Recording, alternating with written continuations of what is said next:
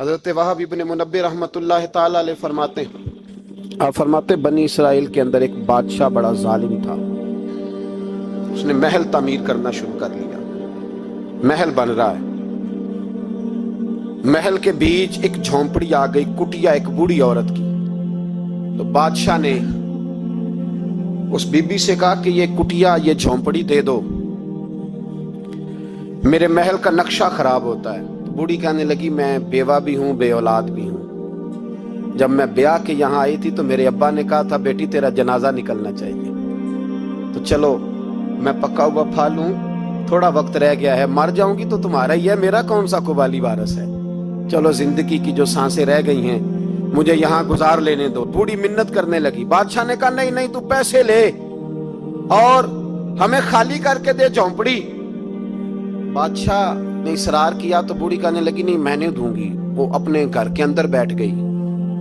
یوں سمجھ لیجئے کہ بلڈوزر تیار کر کے چھپا دیا گیا، 2 4 5 سپاہی کھڑے کر دیے کہ بوڑھی نے کو ساری زندگی گھر میں تو نہیں نہ بیٹھنا، نکلنا تو ہے نا باہر، جب نکلے نا تو فوراً اس کا مکان گرا دو، 2 4 5 10 مستری کٹھے لگاؤ، دیوار بنا دو، اس طرح قبضے ہوتے ہیں۔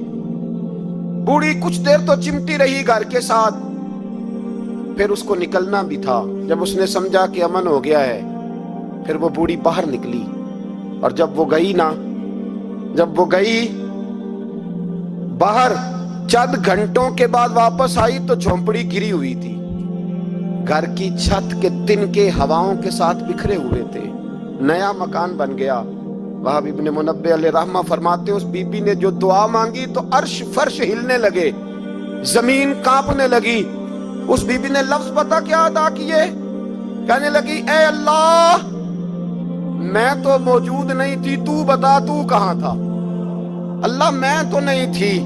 زینب کی اماں بھی پوچھتی ہے اللہ میں تو نہیں تھی، تو موجود تھا نا؟